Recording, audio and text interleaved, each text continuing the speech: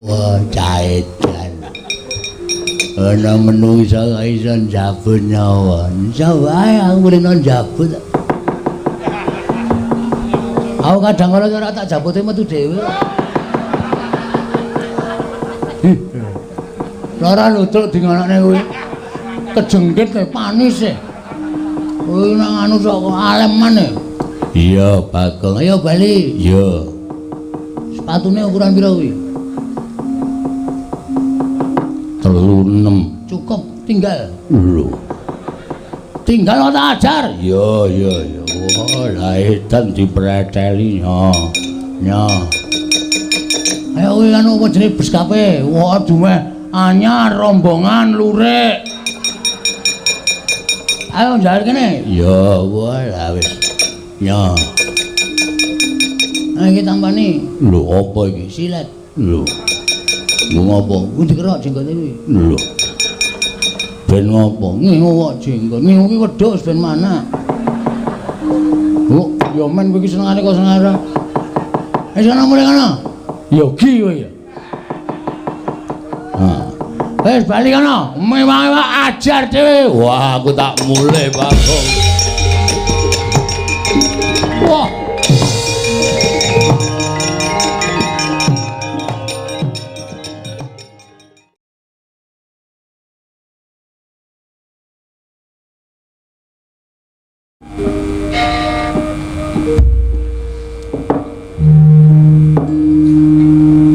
Niwangsuk ngono mangadilin weh.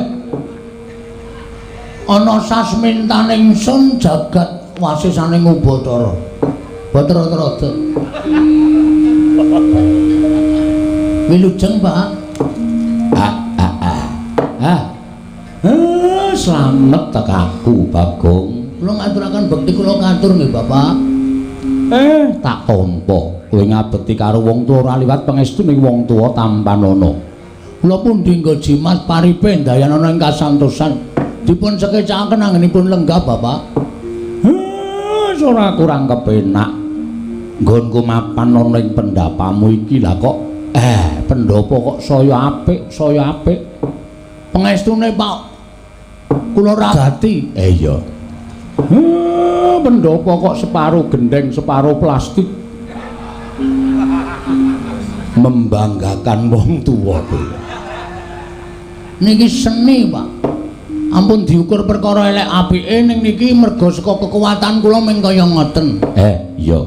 Sing baku kula wargamu slamet. Pangestunipun wilujeng, Pak. Kamas gareng bekti kula. Waduh. Kaya ketiban daru aku terus dibasani karo Bagong. Pamujimu, Dik, slamet tekaku. Ana ing pendopo kene. Kula ngaturaken bekti tak tampa pangestune wong tuwa tampanana ya, Gong. Kula pun dinggo jimat paripe ndayanana ing kasantosan. Kamas Petruk kula ngaturaken bekti kula kunjuk. Tak tampa cah bagus pangestune Masmu tampanana. Kula pun dinggo jimat paripe ndayanana ing kasantosan.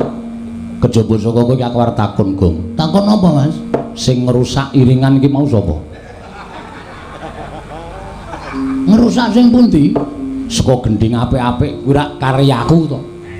Kowe nek arep ngubah-ubah karya iki izin karo aku. Ketoke kok nek jejer Panakawan kok gendinge alus niku kok ora wangun. Mula terus kula ganti dayoe teka. Aku jenenge kowe kuwi apa ora izin karo aku kuwi salah. Nggih kula sakniki izin. Wis telat. Wis muni kok lagi izin. Arang madosi sampean niku angel e. Bagong, dalem, Pak. Aku ki kaget. Bareng aku tekan pendapamu kene lah kok kuwi sapa neng mburimu kuwi? Kok kaya kowe persis, Gong? Sapa, Gong? Bapak Pangling kali wayahe nggih. Putuku sing endi? Niki anak kula, Pak. Lho. Sapa? Iwan.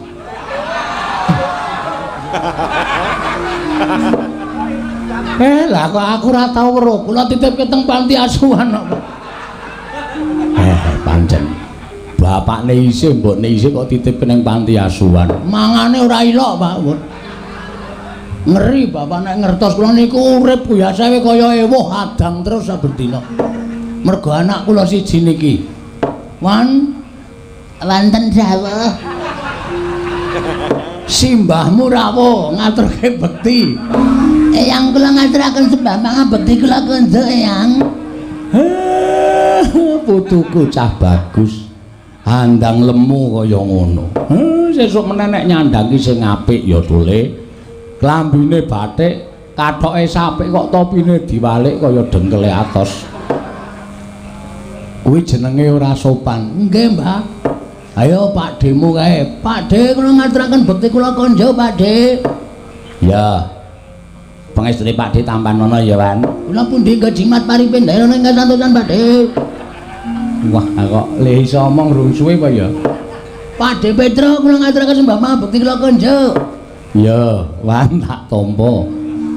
Pangestune Pak De Tampanono. Kula pundi nggo jimat paripin daerah ing kasantosan. Pak De nyuwun duwite. Lho. Ora saru ta. Bapak kula suwun ora tau ngekeki ya, Pak De. Bagong, dalem, Pak. Kaget atiku. Ora kaya adat sabene. Kowe kuwi biasane nek butuhke bapak mesti sowan ning Karangkadempel, ning kok kowe nyebar layang. Kowe nang layang mbok tulisi nek dina iki bapak mbok aturi rawuh ana ning Pringapus kene. Ana wigati apa? Ana wigati apa, Gong? Ana wigati apa, Gong, kok kaya wigati banget? Kaya ana sing wigati sing arep kandhakake. Iki ngene ya, Pak.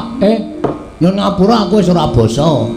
Gandeng wis alam-alaman antaraning bapak karo anak.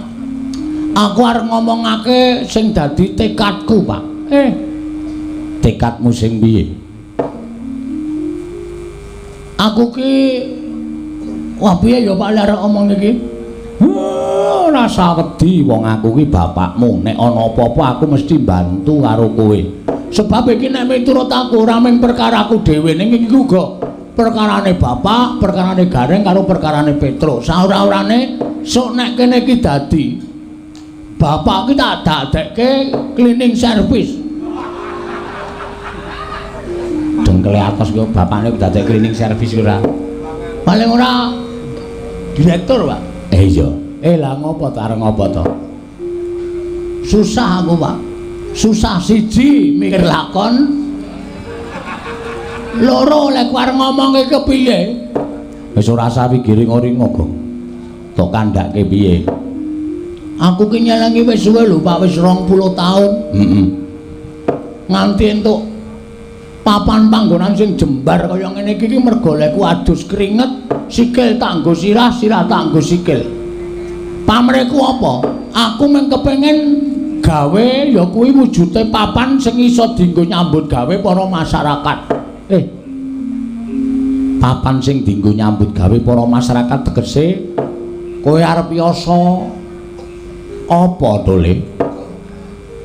Apa ya jenenge nek basa Jawane iki? Babrik. Babrik iki aku wis tau rono terus. Heeh. Tegese piye? Kuwi lho pokoke dienggo nyambut gawe para wong-wong Karang Pradesan kene merga ngene, Pak.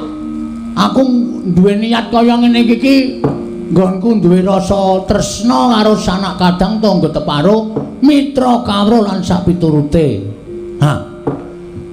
Wis terus terang wae ya, Pak. Aku arep gawe papan dienggo nyambut gawe para wong-wong kuwi neng papan kene mbuh mengko dadine wujude apa kuwi urung terencana ning pikiranku. Iya. Apik kuwi apik. Mergo ngene, Pak. Tarewangi kaya ngene iki nggonku duwe rasa peduli karo kiwa tengenku karo sanak kadang mitra kawruhku. Aja mung padha meneng wae nyadong karo lasing Gusti aja. Ning wong ki diwenangake budidaya. Wong sing tanpa pambudidaya kuwi nek mung arep ngenteni nugraning Gusti ambok taunana windanana ora bakal kelakon. anane kanugrahan iki merga menungsa budidaya sinartan donga nyuwun kanugrahaning sing gawe urip lumantar kabisane dhewe-dhewe. Ha yo bener. Nah, mula Kang Sangka kuwi papan sing jembar iki ora tak nggo gawe omahku sing magrong-magrong sing apik. Ora, Pak. Ning papan iki arep tak nggo gawe papan supaya para masyarakat kawula ku iso nyambut gawe nang kene iso dadi sarana pangupaboganing para kawula, Pak. Apik kuwi apik Bagong. Lah kok luhur temen gegayuhanmu. Nggih, Pak. Apik. Sesuk masyarakat kiwa tengenku ya didaftarke lho, Gong. Masyarakatku ya didaftarke lho, Gong. Kowe ora usah kuwatir, Tru. Ora usah kuwatir, Reng. Kabeh mengko bakal tak tampung aja kuwatir. Mergo iki milike masyarakat bersama supaya iso golek pangupaboga. Ha. Gegayuhanku sing kaya ngono mau Bapak nayogyane menapa mboten, Pak? Sing jeneng wong tuwa nek weruh karo tumangkare anak sing duwe pikiran kaya ngono kuwi anane bapak ming manut, anane bapak ming seneng. Berarti bapak nyarujuki. Ya, aku sarujuk. Wah, matur nuwun, Pak. Andra. Bener kese, ora ngawur. Andra ingkang puswita rum.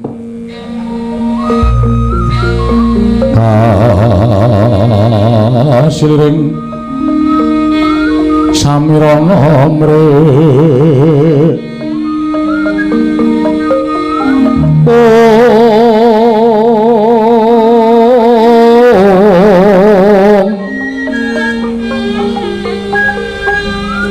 Sekar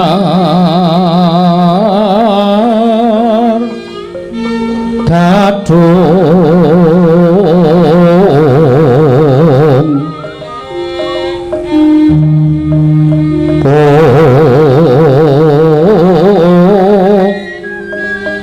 ngas kandanyo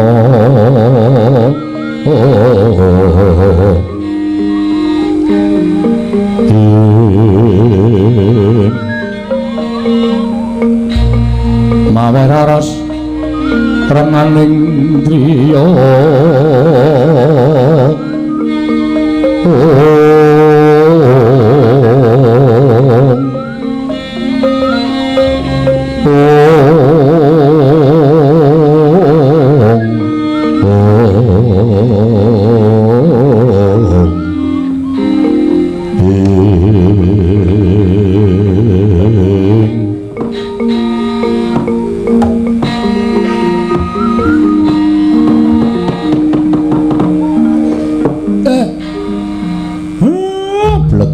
gek sadulita mel syukur dole. Lah ing atase ming sak kowe kok tumangkaring pamikirmu nganti kaya mengkono. Kowe ora mikir karo kahananmu dhewe, ora mikir karo pribadimu dhewe, ning kowe mikir marang sanak kadang kiwa tengenmu sing mapan ning padukuhan kene. Ya kono kuwi sing diarani wong sing tresna marang sak pepadane. Sing jeneng tresna kuwi aja nganggo ukuran bondo donya. Domeh kowe iso nyelengi dhuwit akeh, sapa-sapa mbok wenehi, sapa-sapa mbok wenehi. Ibarate aja mbok wenehi iwak, ning wenehi ana jala supaya ngupa ya iwak mau kanthi jala. Nggih, Pak. Bapak Nayogyani ya mung apa niatmu sing kaya mengkene mau wis mbok aturake marang pepunden Pandhawa. Ternyatane kowe karo kuwi minangka dadi panakawaning Pandhawa, minangka dadi abdining Pandhawa. Nek izin pancen dereng, Pak. Ning segera menyusul. Iya. Pun wonten napa jenenge? Tandha-tandha ndara-ndara Pandhawa niku nek duwe anak buahe duwe gegayuhan sing apik, niku wis ora bakal digawe angel. Mesti gampang nggone nyuwun idhi parilaing para pepunden Pandhawa. Iya syukur. Apa ana sing wis tok cululuki rembug bendaramu Pandhawa? Sampun. Sapa? Ndara Janaka. Kan Ndara Janaka sampun nayogyani menapa ing dadi karepe Bagong. Iya syukur. Lah terus Aku tekan kene iki tok kon ngopo? Aku nek tok kon nyumbang duit aku ora duwe lho. Aku nek tok jaluki dana Prabaya aku ora duwe. Wis jelas, Pak, wis ngerti. Aku wis ngerti kekuatane bapak ki sepira. Bondo donyamu ki sepira. Aku arep nyuwun bondo donyane bapak. Aku ya ora duwe lho, Gong. Nek tok jaluki bantuan perkara dana Prabaya aku ora duwe. Saya meneh kowe reng. Nang bathukmu wis ana tulisane melarat ngono. Dadi aku sing ora njaluk kowe. Wedhus iki ora. Malah nguneke kakangne melarat. Aku ya ora duwe apa lho, Gong. Anak Semar ora ana sing cukup. Dadi aku do tak aturi rawuh mrene iki ora tak jaluki dana Prabaya, ora. Sing wigati donga pengesune bapak Mas Gareng, Mas Petruk, rencanaku iki lancar nir ing Sambikala. Nek ming kuwi aku gelem menehi pangestu lan donga marang kowe. Ning kejaba saka kuwi kowe ya ndonga dhewe. Ketoke rasah, Pak. Kok ora mergane aku ndonga bola-bali ora tau kabul, Pak. Ning nek sampean sing ndongake sampean piyai sepuh mesti percaya bakale kasembadan. Terus sak bandure. Sing dadi masalah sing dadi perkara dek malam Jemuah Kliwon wingi aku ora turu. Iya, ora lek-lekan kowe.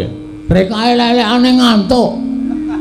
Terus aku ki tetula ning ngarep pendopo ning lincak ngarep kuwi. Lah kok makler tanpa nganggo iso tak ampet mripatku sirku ya lek arep turu ki nek slingsir wengi jarene wong tuwa wong melek ki bakal gedhe kanugrahane.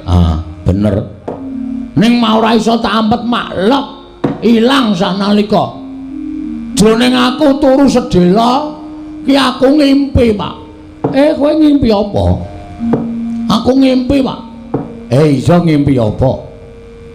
Jroning ngimpen kuwi aku ketemu karo sang ngakune jenenge Sang Manikmaya. Bapak tepung ora?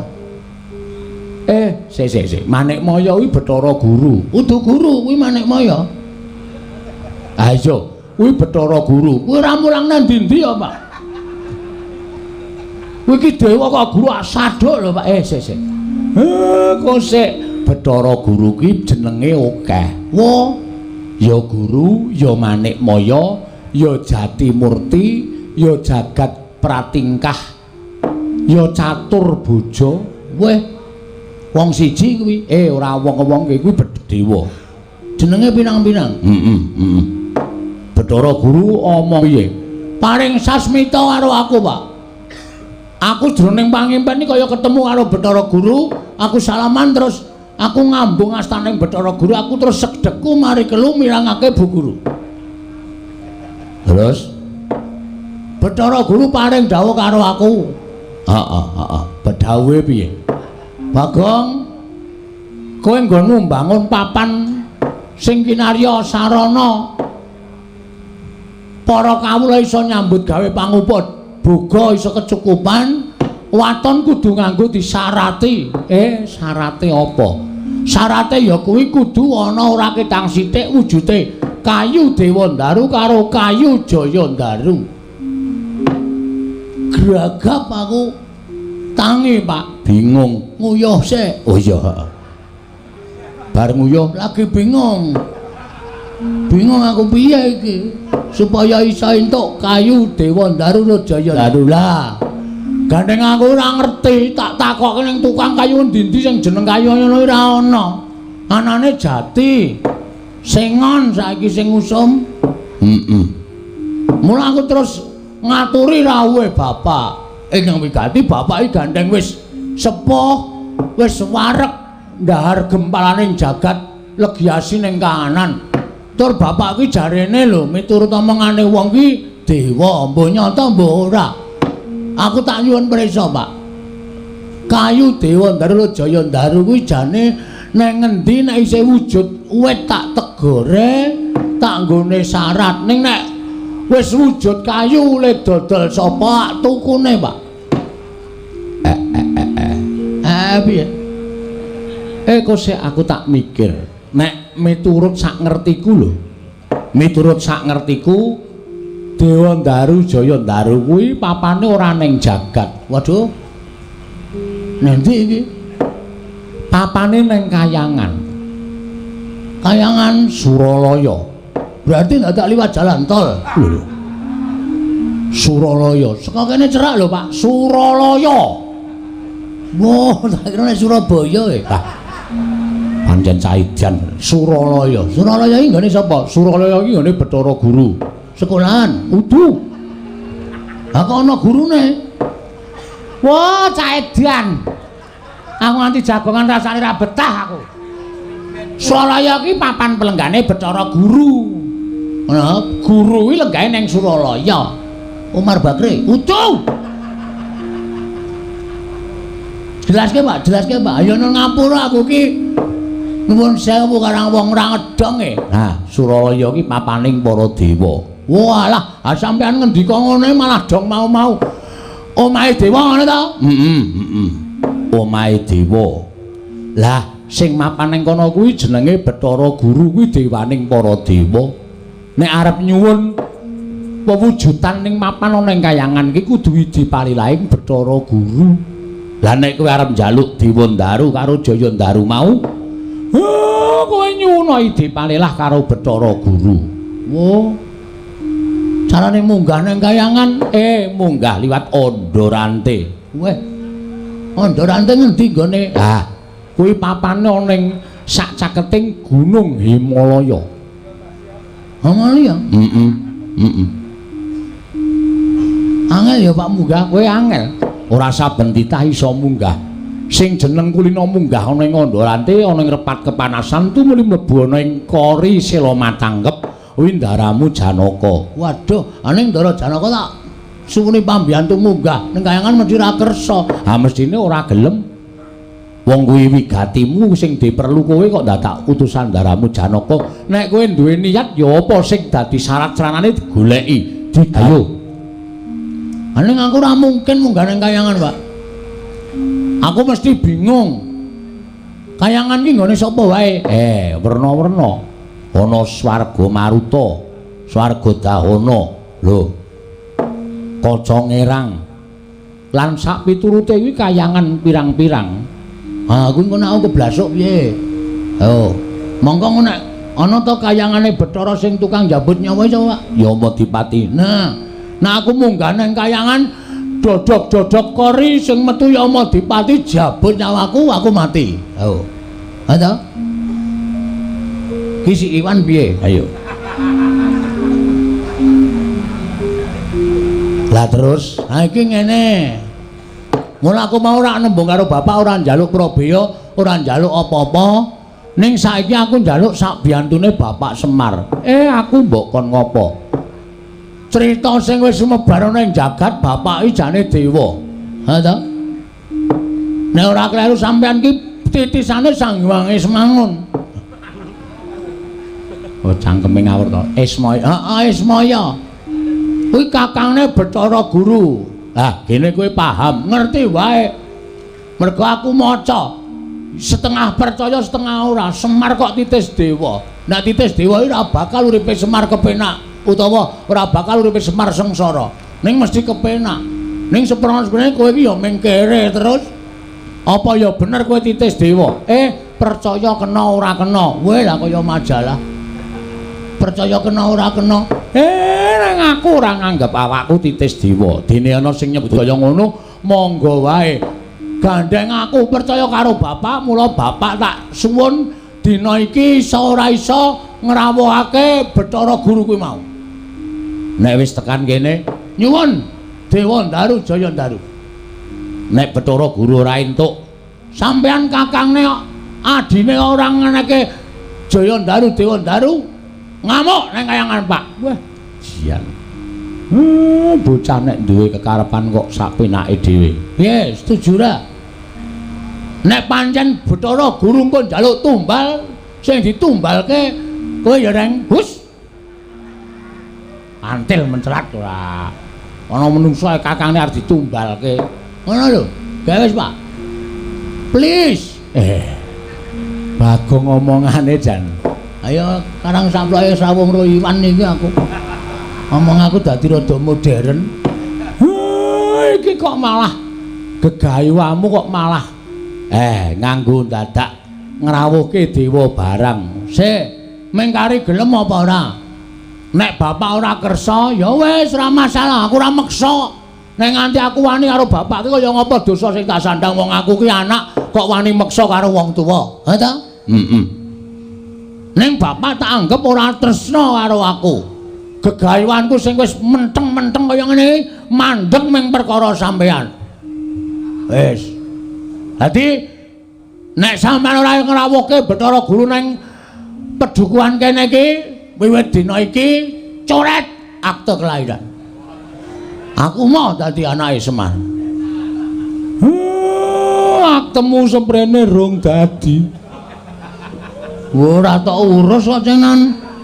Nek ora entuk warisan to. Pancen setan ran.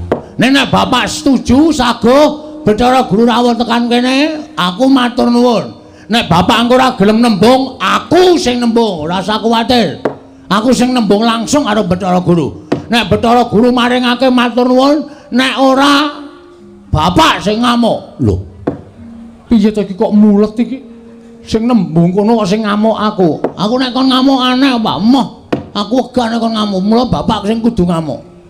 Bapak ora trima karo Bathara Guru. Ing atase aku ki anake Semar. Semar ki titi sing dewa. Berarti aku ki isih turasing dewa, termasuk bagian kulawarga dewa. Nek bapak ora iso njaluk Dewa Ndaru Jaya Ndaru asli wis to. Tak suwun bapak ngamuk. Ngono wae wis. Wis ora wis cakat-cakat iki wektune mepet. Apa perlune gawe? Piye Nala Gareng? Wis turuti wae Pak, turuti. Engko perkara Bathara Guru ki ngidini apa ora? Wis kuwi perkarane Bagong. Petruk piye? Pun mang turuti mawon, Pak.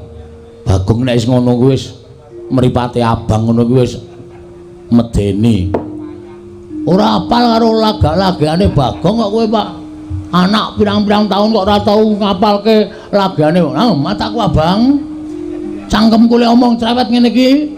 Iki nek ora didepi sego ora mari aku, Pak. Ngandel ora ming ngelih ta ora. Ya wis piye? Aku sing arep nyeluk Bathara Guru. Nyeluk ya apa? Semar kata-katane nyeluk. Aku sing arep ngrawuhake Bathara Guru. Wah, matur nuwun, Pak. Wah, pancen bapakku tenan kowe. Engko nek kira-kira Bathara Guru tekan kene disuwuni ngampil Dewa Ndaru Jaya Ndaru ora ngeparengake bapak nesu ya. Ya engko aku tak nesu. Ning aku ki nek ora dilarani ora iso nesu. Engko agajul. Wis asa kuwatir engko langsung tak gadul saka mburi bapak men nesu. Ya wis engko ndak kowe cerewet bae. Ora rampung-rampung perkarane coba. Aku tak matek aji pameling.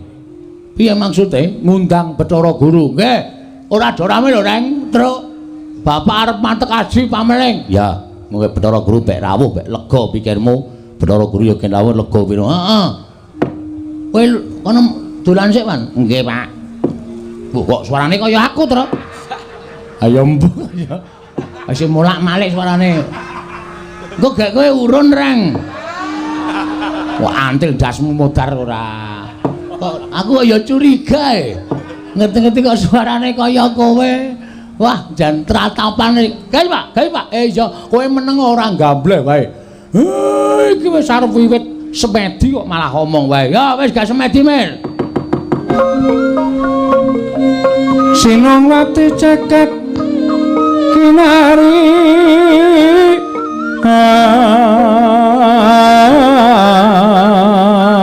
among mbak lumembak ombak ing samudra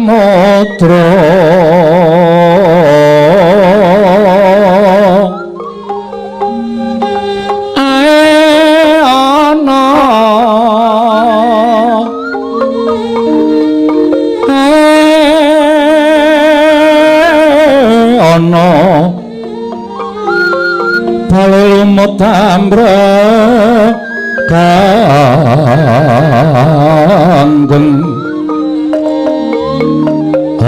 teden jangan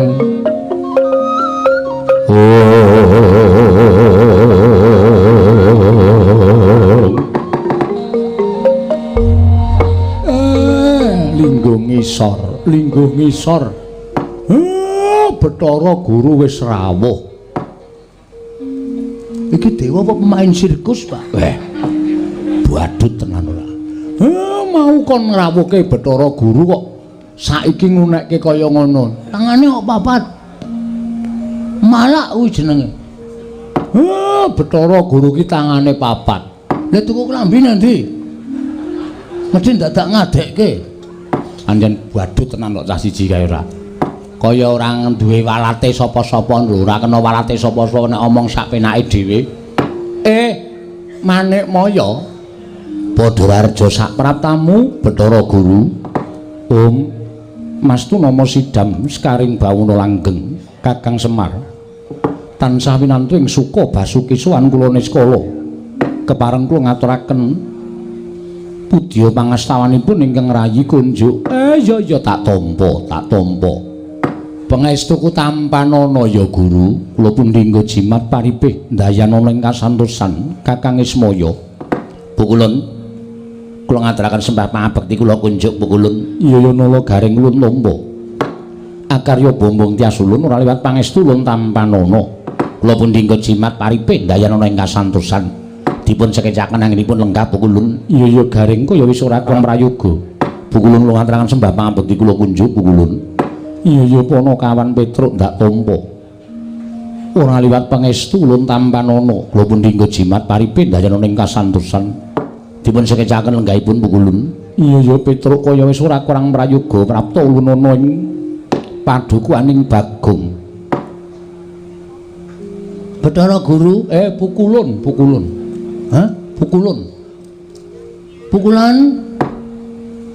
Pukulun ora pukulan mukul raimu ki apa piye Pukulun kula ngaturaken sembah pangabekti kula kunjuk Pukulun iya Bagong ulun tampa pangestu ulun kebat kita tampani Bagong Pukulun sanes kita iya nanging ulun nyebut kita iya kanggo sebutan kita piye maksudnya kula ngaturaken bekti kula kunjuk iya wis ulun tampa pangestu ulun kita tampani oh ditampani bareng-bareng kita wah ya wis sak goblok kita ki kowe aku kita nek aku ki ulun sing positif aku ki ulun apa kita kok kowe muni kita ki kowe ulun ni aku ki ulun apa kita ulun lamun nyebut kita kuwi kita lha kuwi modi ora kowe iki suwe lho engko tenan nek ora paham angel iki ulun nyebut pribadi ulun kuwi ulun oh ngoten iya dadi lamun ulun nyebut kowe kita kula niku kita iya lamun aku ulun oh nggih Pukulun kula tampi wonten asta kita nering sambikala bekti kula kunjuk wonten ngatenipun paduka ulun nggih Pukulun Petruk wonten dawuh piye Petruk cemplungke kawah Candra Dimuka mawon sapa sing cemplungke kawah kowe kuwi yo dadak nganggo klambi renang ora padha kaya nggonku kuwi kawah Candra Dimuka iki papan neraka lho Gong kowe ya aja aku mati kok Bagong pangestu ulun tampanana kebat kula tampani nering sambikala dipun sekecaken anggen dika lenggah Pukulun iya Bagong kaya wis ora kurang kepenak mekaten inggih apa to sababe dene ulun karawuhake ana ing padukuhan papan dunung kita Bagong wekdal sacepakipun kula aturaken dhateng Kakang Semar Bapak Semar Mir wis gak omong Mir kowe mundur siap aku tak omong karo Bathara Guru kowe ora usah dadak melu-melu omong mengko ndak malah Bathara Guru kagol atine ora maringake apa sing mbok suwun nggih Pak Guru wonten dawuh Kakang sing gedhe pangapuramu yen to aku ngrawuhke kowe ya. Ya senadyan aku kuwi tata lair ta batin aku dulurmu tuwa. Ning aku ora duwe wenang ngrawuhake dewaning para dewa. Jering keng mangreh para Jawata kuwi adiku Manikmaya. Mboten dados menapa Kakang Semar. Menawi jengandika Kakang betah kelawan ingkang rayi kula tartemtu namung sumadya ndederek dhateng ngersa paduka Kakang Badranaya. Ya, matur nuwun, matur nuwun. Ha iki ngene. Rawuhmu ning omahe Bagong lan aku saiki mapan ana ing kene iki jane aku rak ming nampa penangise anakku lanang Bagong to. Lho. Nampi penangisipun Bagong sababipun menapa? Bagong kuwi duwe gegayuhan. Ya kuwi bakal mbangun papan ana ing kene iki dadi papan sarana nggone para kawula bisa makarya lan entuk pangupabuga.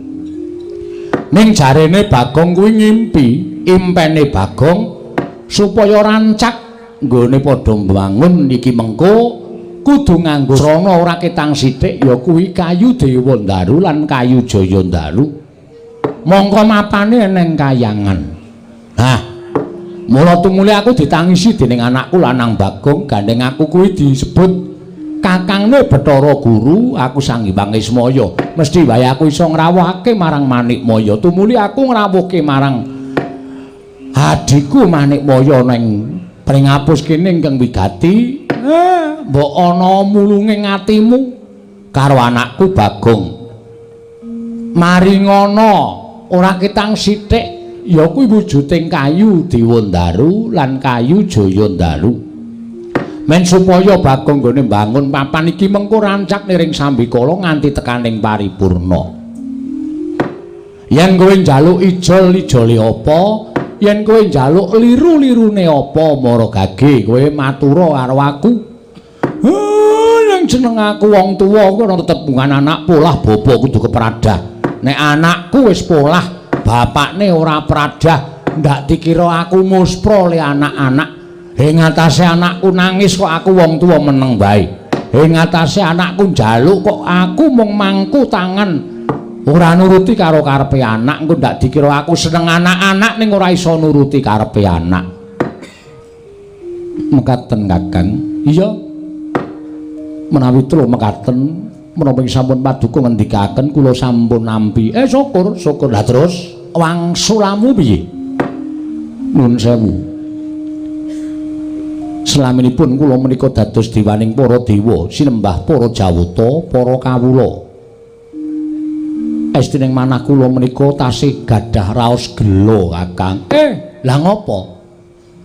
Lah aku mbiyen tok singkir-singkirke supaya lunga saka kayangan, mbok wadul karo Kanjeng Rama Pukulun Sang Hyang Tunggal. Nalika aku padha gojek karo Kakang Tejamaya tok kandhake nek padha regejegan. Mung kepengin rebut dadi dewaning para dewa, wekasan aku didukani terus dikon nguntal pagering gunung sih kulon lan pagering gunung sih wetan. Dumuni rusak ragaku kaya ngene terus didunke saka kayangan. Lah kowe wis menang nggone nyingkirke karo kadang-kadangmu dulur-dulurmu kabeh, tumuli kowe dadi dewaning para dewa. Kuwi sing tok gayuh wis kasembadan. Mula aku tulungana, aku sing wis trima urip ana ing jagat iki, gage tulungana srana kowe nulungi karo anakku. Babagan perkawis menika estunipun boten dados petangan kula. Lah terus namung kemawon selaminipun kula winisuda dados dewaning para dewa, nuwun pangapunten.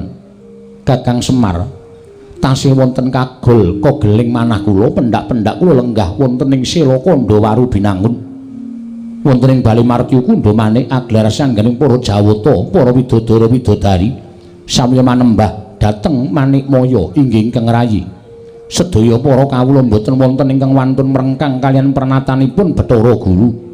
Sedaya para titah ing mapan wonten ing jagat boten wonten ingkang wantun mrengkang dhateng dawuh parentahipun Manikmaya.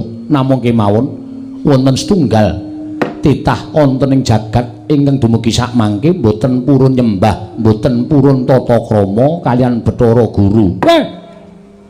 Sapa kuwi? Lah kok dadi menungsa kok nekate ora jamak. Wani nranyak ora tata krama, wani nranyak ora nganggo kaunggo karo Bathara Guru? Apa ora wedi karo Soting Manikmaya? Kakang Semar, Bagong badhe kula paringi kajeng Dewandaru tuwin Jayandaru menawi titah setunggal menika purun nyembah kalian kula saha purun ginakaken tata krama mawi basa mboten ngoko kados ingkang sampun dipun tindakaken. Kosek kuwi jane sapa ta kuwi? Sapa menungsa kok nekate kaya ngono? Mboten sanes kejamin namung Kakang Semar pribadi, Kakang Semar piyambak. Monggo kula aturi naliti dhateng kawontenan panjenengan. Kula menika dewaning para dewa, nadyan panjenengan menika kadang kula mestinipun kedah ngagungaken asmanipun Jawata, ngagungaken asmanipun ingkang rayi. Dipun pirsani kawula semanten kathahipun teka Kakang Semar mboten ngatonaken anggen jengandika ngajeni dhateng dewaning para dewa. Panjenengan boten purun nyembah kalian Bathara Guru, panjenengan boten purun ginakaken tata krama. Menawi Kakang Semar kersa nyembah kaliyan Bathara Guru, kersa ginakaken tata krama kaliyan pun Bathara Guru, kula badhe maringi kajeng Dewandaru tuwin Jayandaru kelawan Panakawan Bagong Kakang Semar.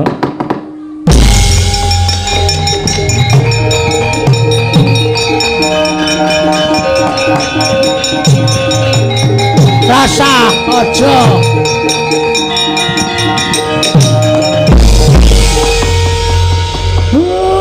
syarate gampang ora Pak. Nek dipikir tata lair pancen gampang ning batin ning ati ngrusak kuwi Pak. Kok iso ngono? Wis ora Pak. Aku mah nek panjang aku kelakon aku ngorbanke derajate wong tuwa. Aku mah nek panjang aku kasembadan ning aku kudu ngorbane karo harga dirine bapak. Aja wis ora nganggo kayu Dewandaru, ora nganggo kayu Jayandaru ora masalah. Ning bapak aja nyembah karo Bathara Guru, bapak aja basa. Bapake kakangne Bathara Guru. Bagong, kowe iki dewange wong tuwa kok malah ngunak-unak karo bapak. Bapak sing goblok kok. Ngunake bapakne goblok. Aku ngene iki ngabui karo kowe. Aku ora butuh tok labui. Nek bapak kudu ngasorake derajate bapak. Nek ngono nggonmu mbangun papan iki mengko ora kelakon. Kelakon. Aja kuwatir. Carane piye? Wis rasa nembung Bathara Guru kok tak munggah nang kayangan tak colonge, Pak. Aku nek mengkon nyolong kowe sregep aja kok nyolong kayu. Wingi nggawa komputer loro ora konangan aku. Pancen kowe wong edan. Gong iki Bathara Guru lho, ora kaya ngono sak meneh dhewe, Gong. Engko ndak malah papan dunungmu pring apus kene dilebur karo Bathara Guru cilaka. Dilebur kaya jenang. Kene iki nggone dilebur. Nuwun sewu Bathara Guru. Iya, Bagong kepiye? Kita arep ngopo? Kita arep matur karo ulun. Iya meneh iki. Matur apa kita? Ngene. Ulun kudune ngerti. Semar iki kakang kita. Piye ya iki ya, Truk? Wis biasa wae to, iki omongnya biasa wae malah. Kita ulun kaya basa anu kae lho. Kalau kaya basa Banyumas ki rak beda. Ada, nek basa Banyumas ki nek kowe iki, nek aku iki Inyong. Nek kowe iki Rika. Ngene. Rika, wah malah dinggo. Ngene mawon Pukulun. Nek Pukulun nyuwun syarat srana bebana bapak kudu nyembah, kudu ndodok, kudu tata krama karo sampean, aku sing ora entuk. Yen kita ora entuk, kita ora bakal entuk kayu Dewandaru kalawan kayu Jayandaru. Ora masalah. Ora masalah. Ora entuk Dewandaru, ora entuk Jayandaru, ora apa-apa. Nek nganti sampean kelangan 3 wit, aja salahke Bagong. Apa kita wani negur kayu Dewandaru lan Jayandaru kang mapan ana ing kayangan. Lho, ngapa aku wedi? Ha milik perhutani wae tak tegur kok. Apa meneh milike dewa. Tak colong aku cah nekat Bagong wis to aku ndak dadi perkara. Iki nek ora dadake perkara ora tekan esuk, Mir. Cah kok ngeyel ora jamak-jamak ora. Wis kowe santai wae, kowe meneng. Kita arep ngopo? Kula mboten sarujuk, kula mboten mathuk. Wani wan, wonten dawuh. Siap-siap. Omong mbokmu. Aku arep perang karo dewa. Nggih, Pak, ngestaken dawuh. Yen pamit, Pak. Lho, tereng padha suaramu tereng. Mbah ora caturan ora. Nek sampeyan ajeng njaluk bapak supaya tata krama aku sing ra entuk. Lho, yen ngono kita wani karo dewa.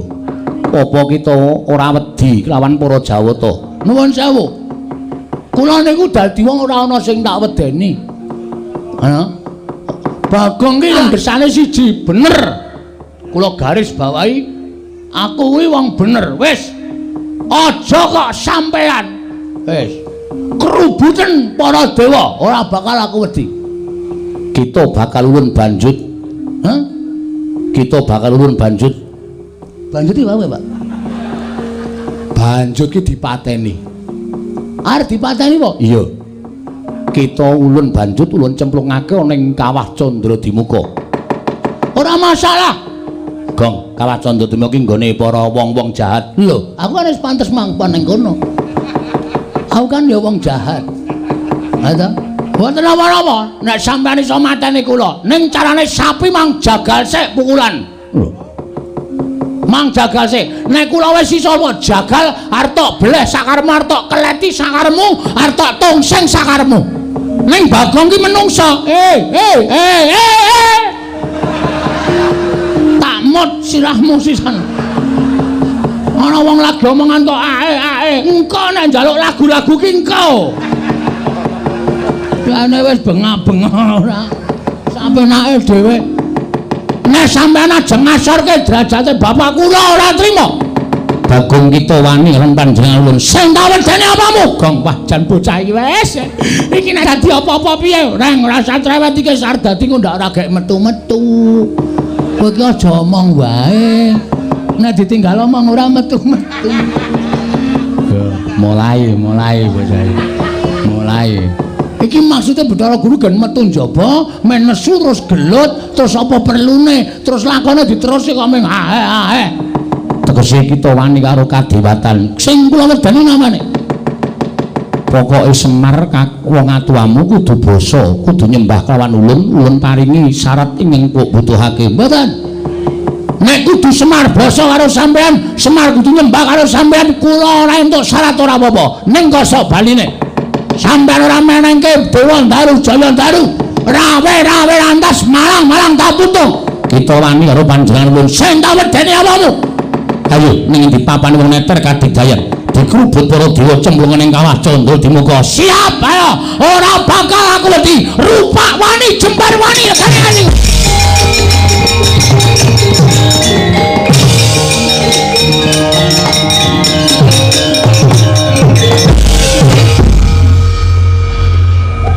Ngapa ya, Mir?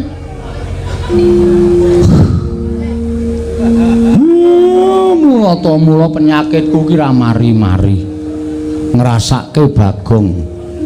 Lah kok dadi kowe wani karo Bathara Guru ki sing ngakon sapa? Ora ana sing ngakon. Lah kok dadi wani? Aku wong nekat kok. Nek kowe nekat kowe ra entuk kayu Dewa Daru Jaya Daru. Ora entuk ora masalah. Ngapa? Lah mau jare entuk sasmitane Bathara Guru. Pancen iya. Lah bapakmu wis bantu karo kowe kok kowe malah tumindak dhewe karepmu piye? Ora piye-piye. Lah terus aku kon piye? Ambo. Piye to cah iki aku malah bingung to cah iki. Bathara Guru piye, Gong? Wis rasa do kuwatir, rasa do bingung, santai. Tak tandangane. Waduh. Dewa lho, Gong. Yo ngapa? Yo ngapa nek dewa? Dewa nek pakartine elek wajib diwaneni, Tru. Oh, nek cara aku ngono. Sapa wae sing lungguh ning apa jenenge papan sing dhuwur dhewe, nek pancen salah wajib diwaneni. Ora usah kuwatir, Pak. Wis mati tak wujudane. Ngono ya. Wis men, ngopo aku urip ya mung doyak-oyak mendring kok. Esuk 2000, sore 2000, boros ora jamak-jamak. Ayo kebangetan embere kok ya nyicil. Orang yo kebutuhan liyane, Tru. Ah iya. Ya wis sak karepmu nek pancen kaya ngono. Nek kowe pancen wani tandangono. Nala gareng aja ngewangi Petruk, aja ngewangi ndak kelepetan dedusan. Wis ben tak nonton kaya ngapa jogete anakku Bagong. Ora mung cangkeme tok sing amba kuwar-kuwar. ning kudu tekan tumandange ya kudu nyata. Oke, padake aku ki wong jireh. Padake aku wong kalahan. Wis, Semar rasane ngendi-endi? Kowe rasane ngendi-endi, Reng? Ya. Petruk rasane ngendi-endi? Ya. Aku tak mangkat methoke Bathara Guru. Ngati-ati lho, Gong. Bathara Guru kancane pirang-pirang. Ora masalah. Kancaku wis ngenteni ning angkringan pirang-pirang. Ketapke beres. Aku ki rame ngijen rene padahal nggo karyawan rong bis e. Mangkemu mengijen aku. Ora aku yang nggo rombongan. Dadi nek kira-kira dewa-dewa do ora meneke Dewa Daru Jaya Daru, aku sing bakal nyogok lungguhing para dewa. Ya, sekono ngarep. Wis, Tru. Ya. Ayo, Pak. Heeh. Iya, Reng. Ya, sing hati-hati kono. Seneng aku duwe adi sing ngene. Kowe ngomong apa ya? Ora dong. Pareng nggih, Pak. Iya sing hati-hati. Wis, lenggah sing saka kepenak. Aku mangkat aku. Wit. Ngopo kok ora sida? Aku perang kok atiku ora nyaman ya, Pak. Ora nyaman apa? Ketak kandhane, Pak. Gareng seneng karo bojoku. Apa iya? Wis sok WA aku sok menangi ya. Ngopo, Reng? Ora kok. Ora ya iki wong tuwa senengane ya aneh-aneh ora. Ayo nggo kesibukan kok, Tru. Kesibukan dengkulmu melocot kok ngono kok ya. Tulung dijagake ya, Pak. Iya. Ya, engko kowe dhewe seneng. Dapurmu ra, bojomu bisu. Justru kowe malah ora nyuwara. Memang. Pon lenggaseng sekeca ya, Pak. Aku tak metu njaba. Ya sing ati-ati, Bagong. Kok pethoke aja kuwatir, Mir.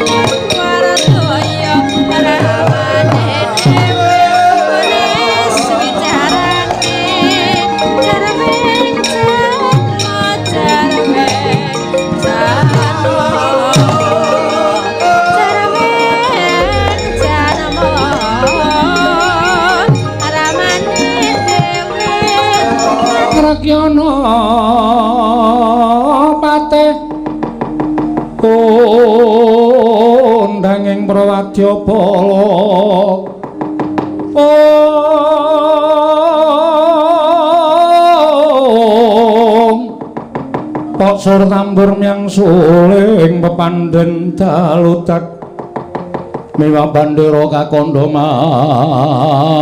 warna-warna pindha Jaladhyana Sri Kawuryan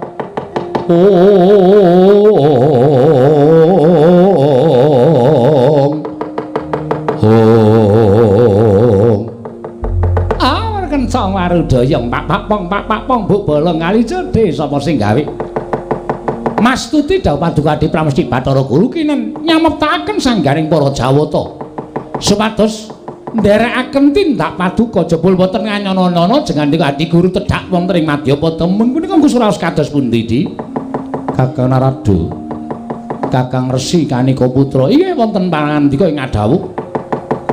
Mugi andadosna ing kawuningan Kakang estunipun anggenipun ingkang rayu tedhak wonten ing Madyapada. Menika nampi timbalanipun Kakang Ismaya. Lho, Kakang Semar kasinggihan mekaten. Tumunten Adi Guru tedhak wonten ing Karang Kadempel.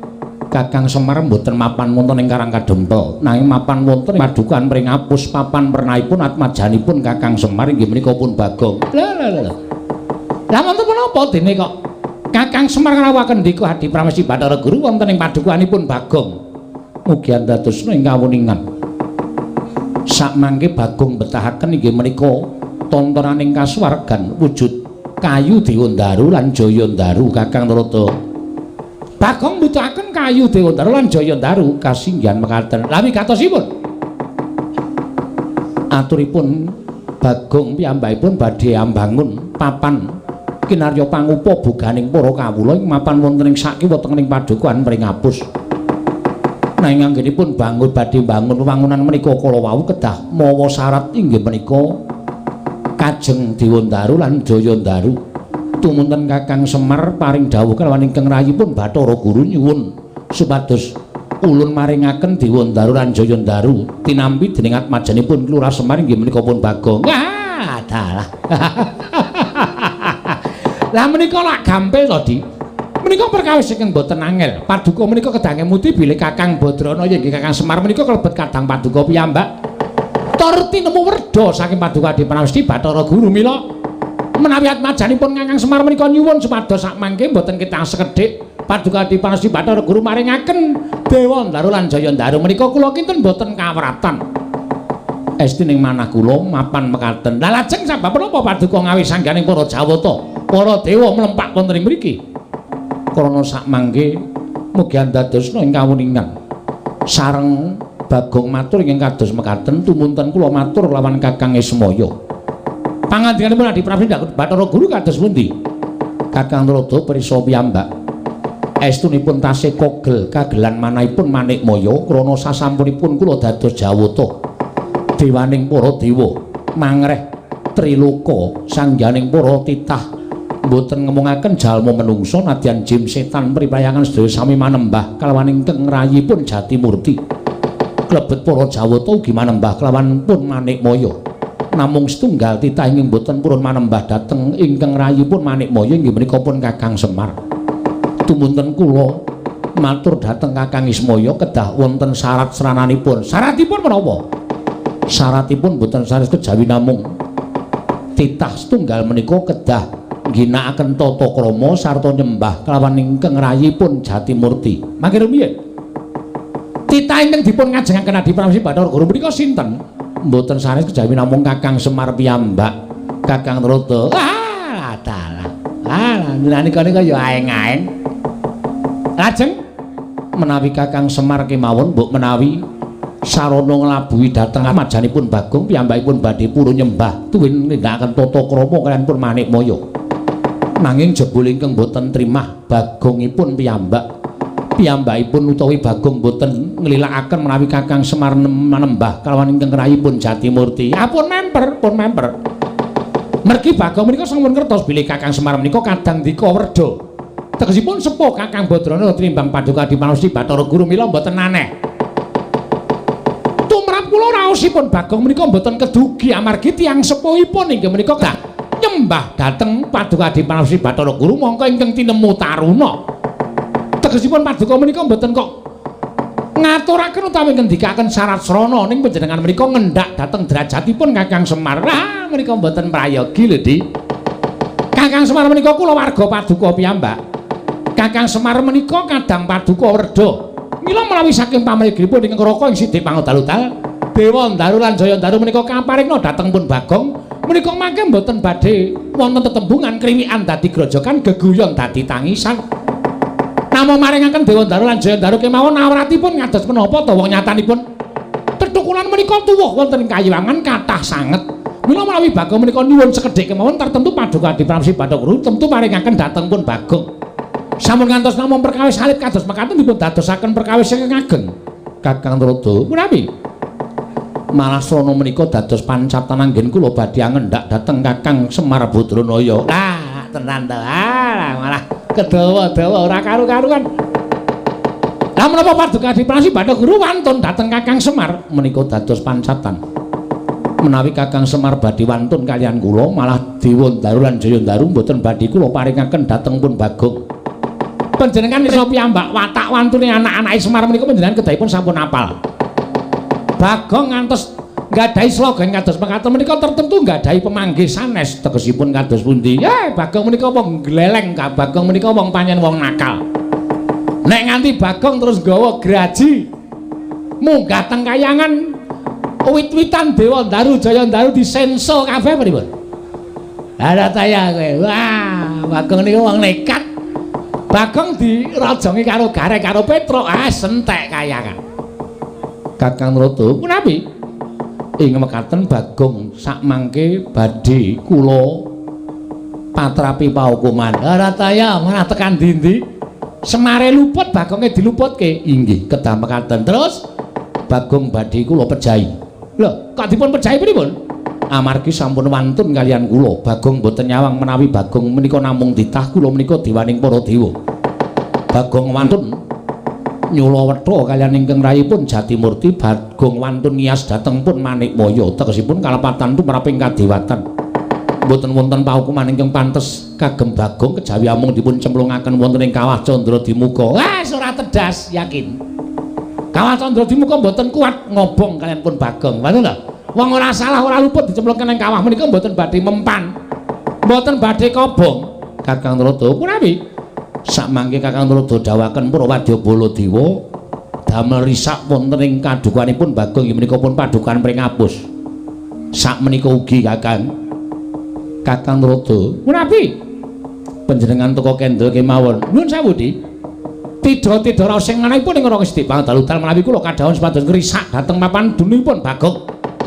Ternyatanipun saking petanganipun ing Raka Siti Pangdalutal kelepetan menika mboten kelepatanipun Bagong kaliyan pun Semar. Ning lupute Adi Guru. Lupute Adi Guru ingkang duweni watak adigang adigung adiguna dumeh dadi dewaning para dewa. Panjenengan mboten ngurmati dhateng Kadang Werda inggih menika pun Kakang Semar Badranaya. Malah panjenengan badhe ngendhak derajatipun Kakang Semar menika tumrap kula mboten mathuk, kula mboten rujuk lan kula mboten condong. Menawi Kakang Rada mboten mathuk lan manggihipun Bathara Guru tegesipun Kakang Rada wantun dhateng pangaos kula. Mboten badhe wantun. Nanging kula menika kami tuaning dewa. Kula menika kami tuaning kayangan. Panjenengan menika menawi badhe menggok mergi tertentu kula jejekaken. Kula badhe jejekaken ingkang bengkong. Beneraken ingkang luput menawi dados pakartinipun Adi Pramesti Bathara Guru. Kakang Rada, nadyan panjenengan kami tuwa nanging ing dados panguwasa tunggal menika kula. Sanes. Lho, sanes dos pundi? Ingin dados panguwasa tunggal menika Gusti karya jagat kula lan panjenengan menika namung kinarya pirantinipun anggenipun niti priksa dhateng para titah ing mapan wonten ing jagat. Dados menawi paduka menika ndhewekaken utawa mengeranaken dhateng panjenengan piyambak menika lepat. Kakang Rada, punapi? Kekatan anggen kula munjatung ngersanipun Kakang Rada menawi Kakang Rada mboten sarujuk mboten mathuk kula aturi kundur dhateng kayangan. Apa inggih bali ya bali kaya.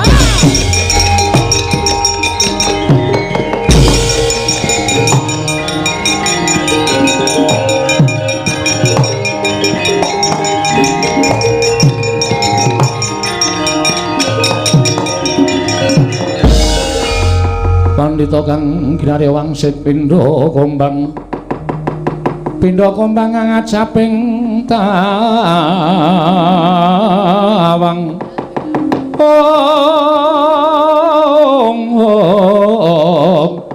susu angin ngending gone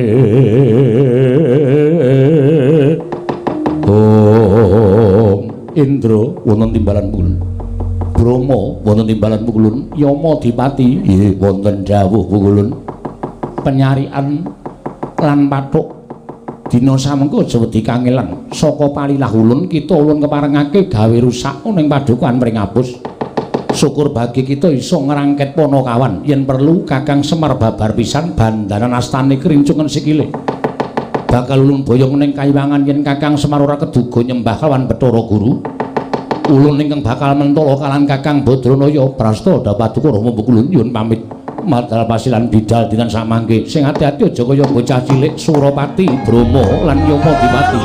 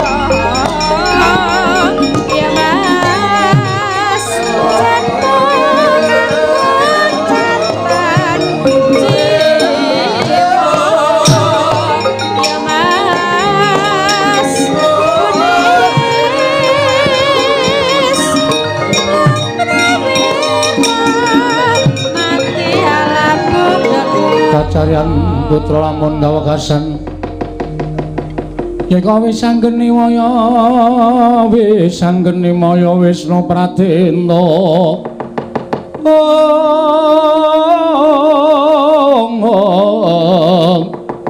wis anggeni maya Wisnu Pradenta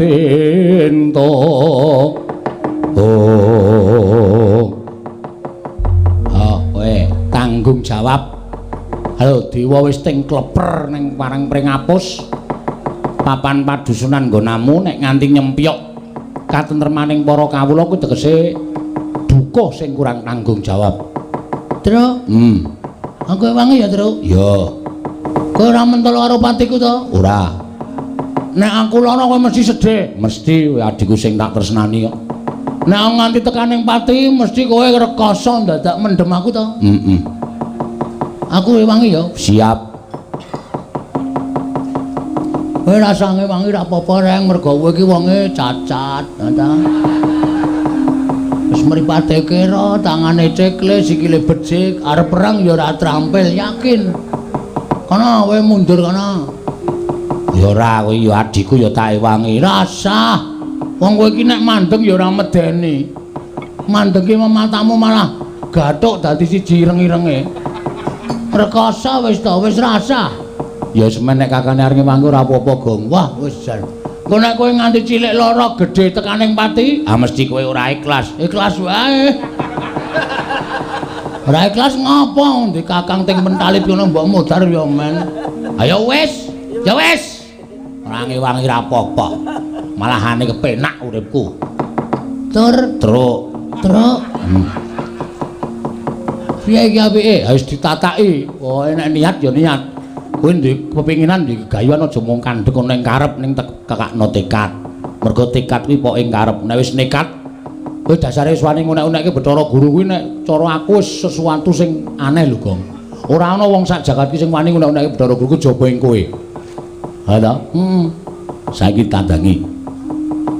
Dewane akeh. Akeh. Dewa ki akeh banget. Bathara Indra, Bathara Dana, Bathara Kasina. Ora.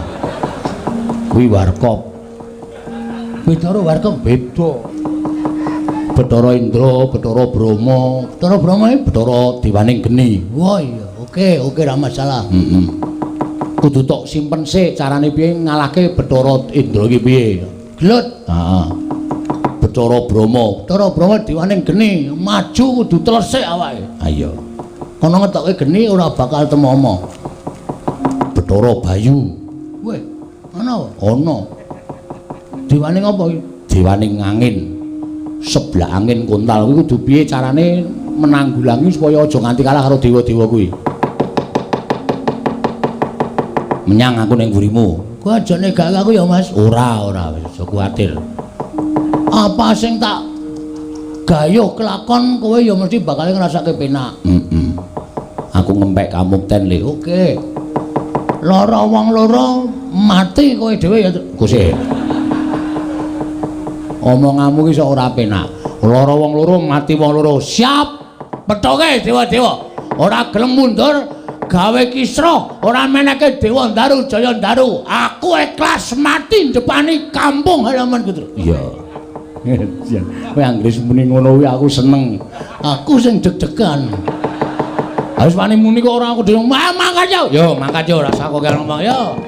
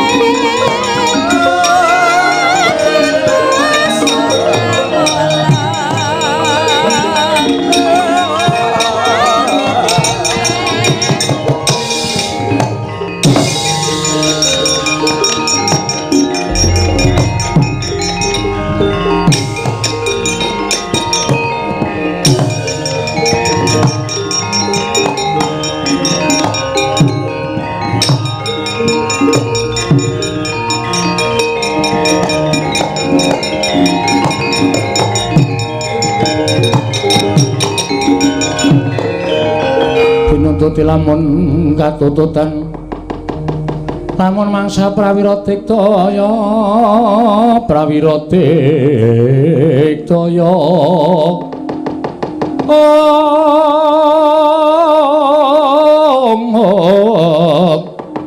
Ranggana magawe glarira wang-wang.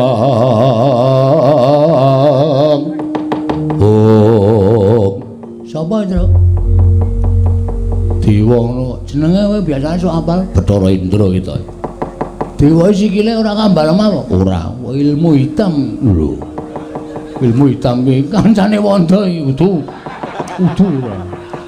Mancing kancane ra entuk kok entuk dhewe. Nganggo ilmu hitam. Kuwi omongane sapa kuwi? Takoni, guys. Sampeyan sapa? Dewa? Lho. Takon marang ulun. Heeh. Ulun sapa? Lho. Ulun Sang Hyang Bathara Indra. Oh, Sang Hyang Bathara Indra dasar Pranyata Bagong dalem.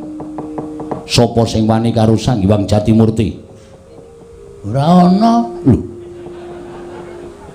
Kok ora ana pitu meneng to? Ora ana to? Ora ana sing wani karo Jatimurti to? Iya ta? Embuh, ora ana. Nek aku mangsuli omongane Bathara Guru pancen tak wangsuli. Nek aku wani karo Sang Hyang Jatimurti iki ora ana. Sapa sing wani karo Sang Hyang Manikmaya? Ora ana, kuwi ngarang meneh kuwi. Nek aku wani karo Bathara Guru pancen wani, nek karo Manikmaya aku ora wani. Gong, Manikmaya ya Bathara Guru, Jatimurti iki ya Bathara Guru. Oh, satu orang toh? Satu orang. Wah, ya dimaaf. Ora ngerti aku. Aku sing wani. Bagong, Nun. Kowe ngerti ora? Ora. Ngerti. Ngerti, ora ngerti kowe. Yen Bathara Guru kuwi sembaning para titah. Lah kok dadi kowe wani? Ngene, Ndra. Lho. Ben iki kowe sidane ya gelute dadak basa-basanan ya, Truk. Engko nek kuwalat, ora wae. Aku tau nguyuhi sareane ra kuwalat kok. Mancen nekat tenan. Nek Bathara Guru pakartine apik, adil tumraping titahe. Aku ora masalah, aku ora arep wani karo sapa-sapa. Cah cilik kae ya, Ndra, nek bener aku wedi. Ning grango kaya ngapa, nek salah aku ora wedi. Arep derajate sundul langit, nek salah wajib tak benerke. Mergo iki suara rakyat, Ndra. Ngono. Dong apa itu? Embuh. Kok plek. Tatin mumbul kok ora. Kok pleke akeh banget. Kok mumbul. Lho, ih kowe. Hah?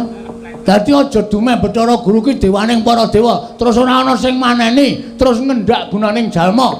Sapa-sapa kudu manut Bathara Guru, sapa-sapa kudu manut Bathara Guru. Apa Bathara Guru tidak boleh salah? Hah? Meng dijaluki Dewa Ndaru karo Jaya Ndaru, meng tanggo syarat. Lah kok Semar kon nyembah karo Bathara Guru anggepe apa? Semari bapakku, Indra. Semari wong tuaku. Nek ana menungsa sing arep ngendak derajate bapakku, aku ora ikhlas. Aku ngewangi wong tuaku. Lho, malah wani karo aku. Aja kok kowe. Kowe iki anake Bathara Guru to? Iya. Anak nomor 4 to? Iya. Kowe kok ngerti? Menurut buku. Ngono kuwi nek sejarah aku ora ngerti wong lairmu iki, aku ora ngerti bidane sapa kok. Hah? Aja kok kowe bapakmu kena salah kudu tak benerke. Aku bapak kok nyembah, kok kon basa, kok kon tata krama. Ora mungkin. Ora iso. Bapak ki tuwa bapak mangane Bathara Guru. Bathara Guru sing kudune basa karo bapak. Ngenggone unggah-ungguh ki Bathara Guru sing kudune nyembah karo bapak. Bapak wis gelem dadi titah, gelem dadi wong cilik, gelem dadi pamomong, ninggal kamukten kajewatan. Dipasrahke Bathara Guru kok wis dadi wong cilik, dadi pamomong, kok isih kon nyembah karo Bathara Guru. Model apa kowe? Ayo ge omong-omongan. Piye meneng wae iki? Stay. Nek omong jan mentes. Bathara Indra nganti meneng wae. Meneng wae nek terus ngampleng cilaka iki. Lu ngomong ning ora gek plek-plek malah ora apa-apa nek meneng wae terus dis ngono. Aku ora siap, Pedro. Ono aku kok. Lho, terus ngopo? Lah aku ya lunga.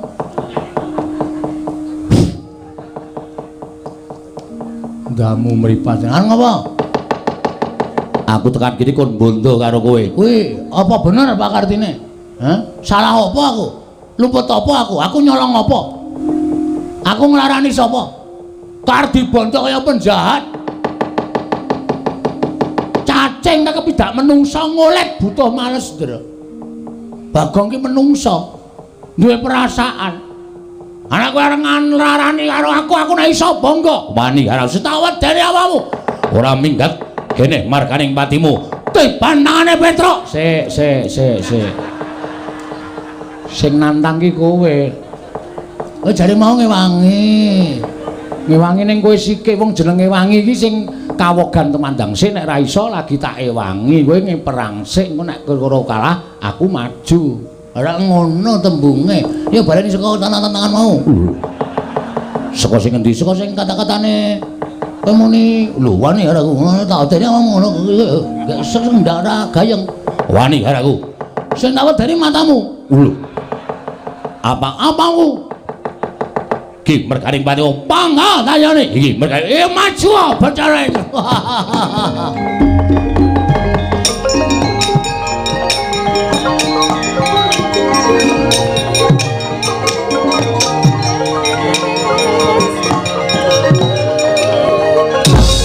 Mati.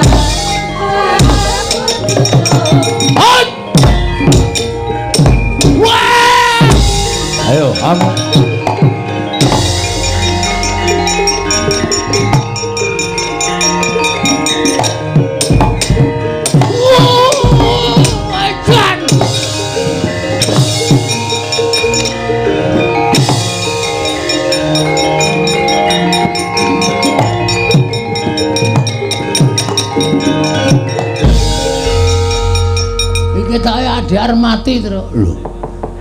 Sebabe, nonton ora? Saka kadohan rapati ketoke. Jiri kok. Nonton saka kadohan kok. Bathara Indra ngantem sirahku. Heeh. Pet-petan mataku. Tiba kowe. Genah. Bluk candak sirahku seret diantem cengelku diek ngono muntah aku terus. Wah. Mangan apa? Mengangin. Ora klebon apa-apa to? Urung e. Mau candak sirahku diantil jil kontal. Aku ancang-ancang Bathara Indra wis ora ngerti wong aku aling-aling wit. Heeh. Bathara Indra teko set ngono tak antem ki. Ora kena lho. Ora kena piye? Ora kena kaya men kurang sekilan ki. Ora kena. Kuwi jenenge aji lembu sekilar. Kuwi ngantem ora kena. Dewa goblok. Aku mbiyen duwe kuwi tak buang.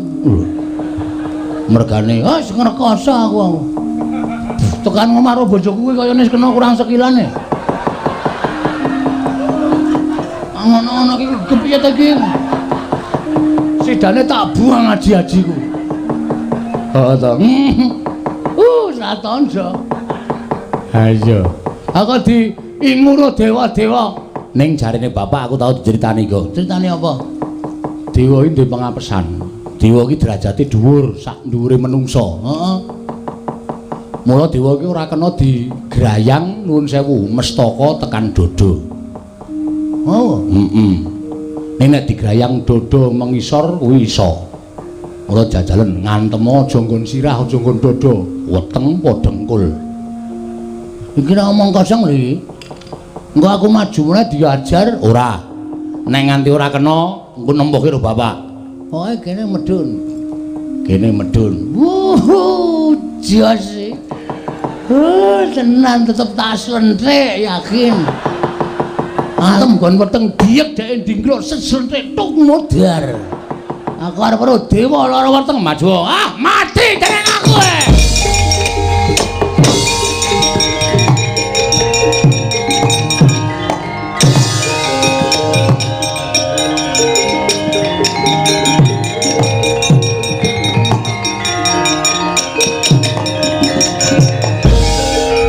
Ngopo iki? Ayo ditutuke Mas yo.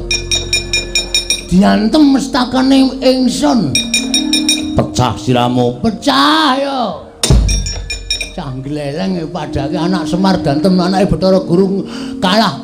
Trimo ora dadi yungkus iki. No. Lagi ngampet ya. Ora males kowe. Dia nampa tenane sampean tak antem kok ora kena. Titah ora bakal kewagang sarta iso ngrayang dewa. Yakin? Yakin. Wis mantep kowe muni ngono. Wis. Apa tak anggap aku ora iso ngantem karo kowe? Iya. Yakin? Yakin ki apa? Dewa kok tak jak omong yakin ta iki. Memantapkan lho. Iya. Nganti iso ngantem aku bumi langit tanggep. Piye? Nganti iso ngantem karo aku bumi langit tangkep sambata legane atiku kowe. Waduh, untung mati aku.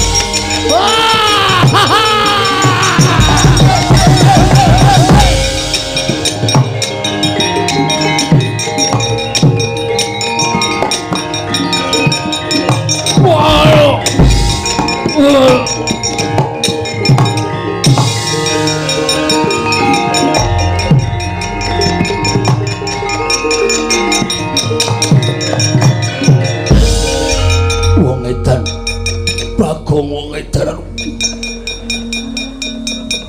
Kakang Bathara Indra kena ngopo? Median ngantem ya milih. Mak cekluk. Larane ora jamak. Waduh. Waduh.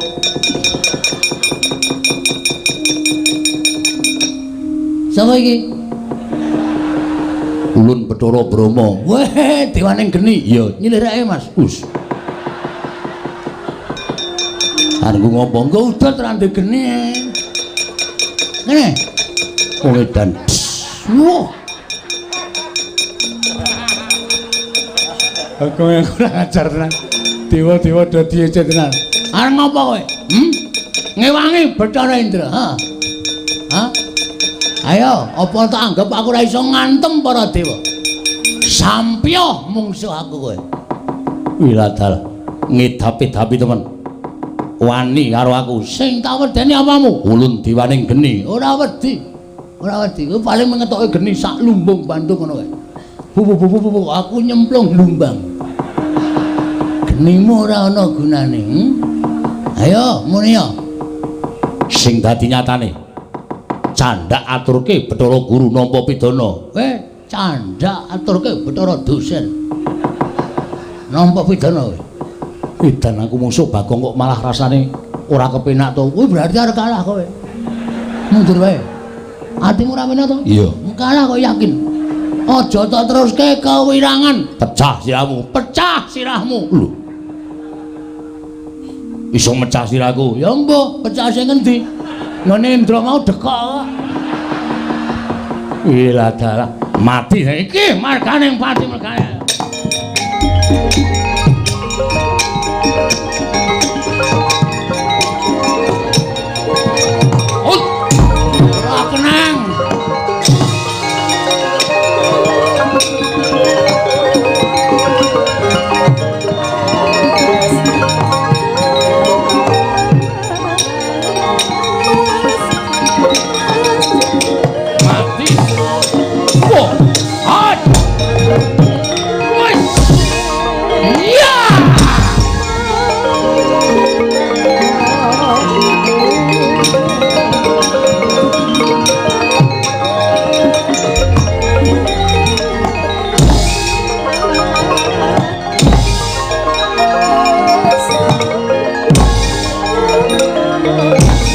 Ayo Malaso, Malaso.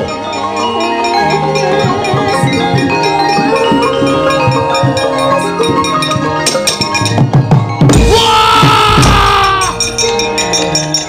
Mati ya.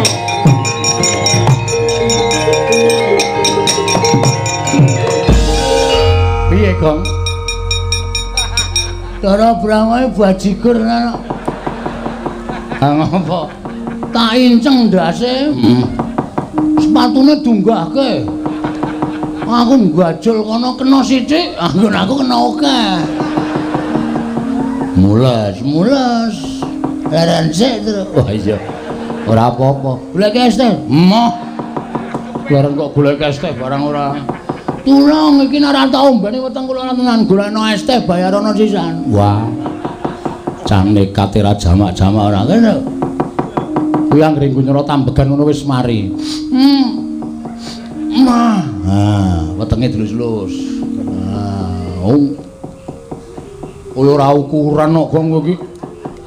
Penyakiten iya kowe. Kok gede banget semono to, Gong?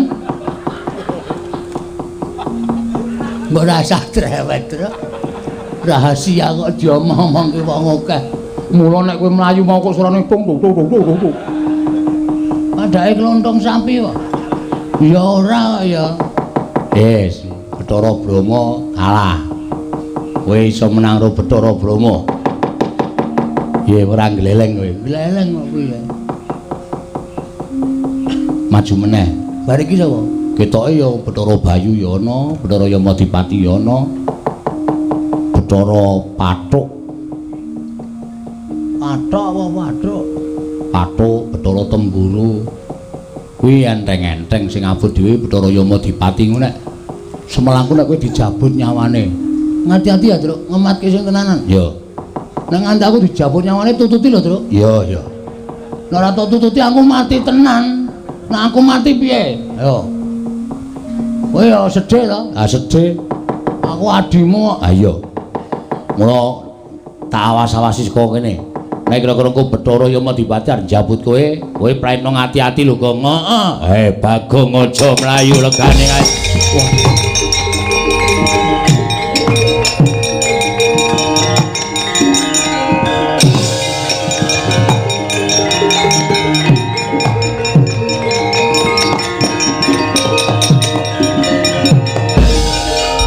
Mundura. Kaya aja nganti wani karo dewa. Iki Yamadipati ya. Oh sing jabuti nyawane titah. Ya pancen kepara nyata. Ora gelem semingkrak jabut nyawamu cemplungke kawah Candra Dimuka. Piye? Jabut nyawamu jabuten iso mati dening awet. Wah. Wah. Wah.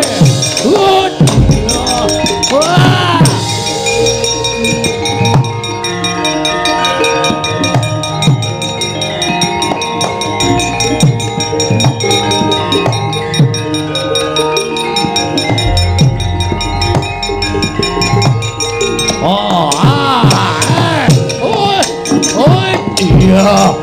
Waduh, truk.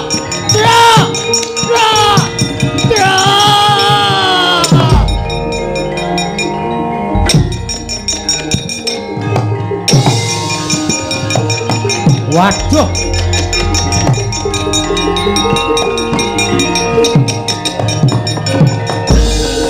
Wah, tenan ora. Mati kowe, Gong. Kandhane ngayal kok. Ya wis mati kowe kelangan nyawa tenan tak oyahe le. Tak jaloke le.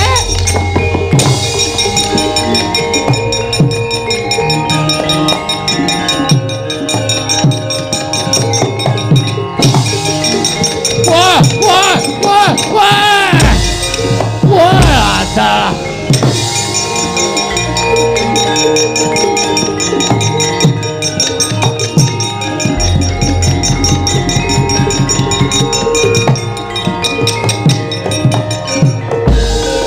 Wis tak lebokke Gong saka cangkem.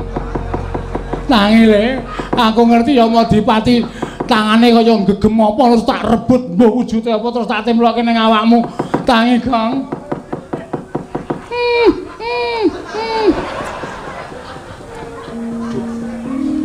Baru nyawa kirik po ya. Gong.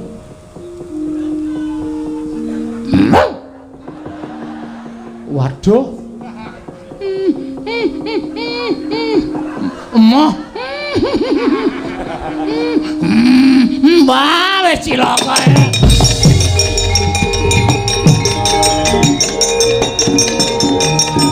Wah.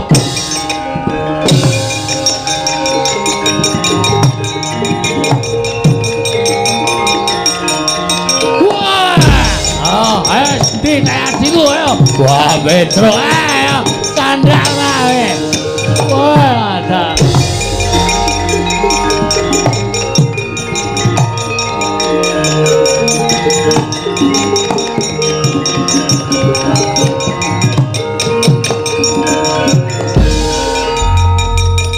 Jangan lho. Alhamdulillah bener, Gong. Ya Madipati iki jebul nggawa nyawa pirang-pirang. Masa? Kaya aku mau wis urip e. Lho, krasa ta kowe? Krasa.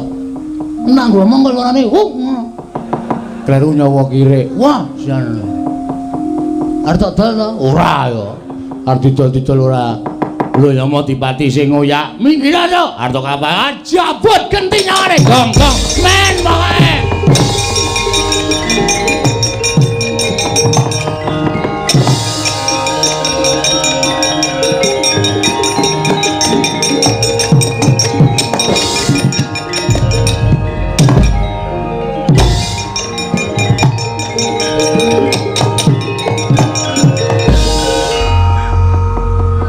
Kok jabut genti mudar wae. Adake anak Semar iso njabut nyawa ta iso wae anggere mlebu nggawa arit rak kekreki kabeh. Cahedan ora. Balekke Gong. Ora arep tangu. Lho. Arep dingu piye nyawa kok dingu?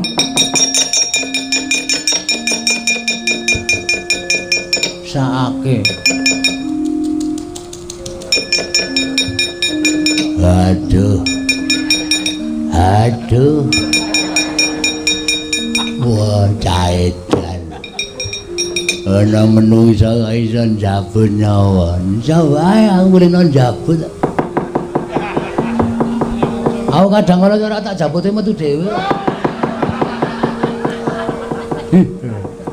Lara lutruk dingonokne kuwi.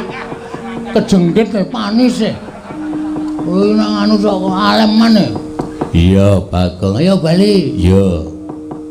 Sepatune ukuran pira kuwi? 36. Cukup tinggal. Lho. Tinggal tak ajar. Ya. Wah, lah edan dipreteli nya. Nya. Ayo kuwi kan apa jenenge bus kape? Wah, dumeh anyar rombongan lurik. Ayo jalan kene. Ya, wah lah wis. Nya. Ayo iki tampani. Lho apa iki? Silet. Lho. Ngopo? Kuwi dikerok jenggote kuwi. Lho. Ben ngopo? Ngingu kok jenggot. Ngingu ki wedhus ben mana? Oh, ya men kowe iki senengane kok senengane. Sono mulai kono. Yogi kowe ya.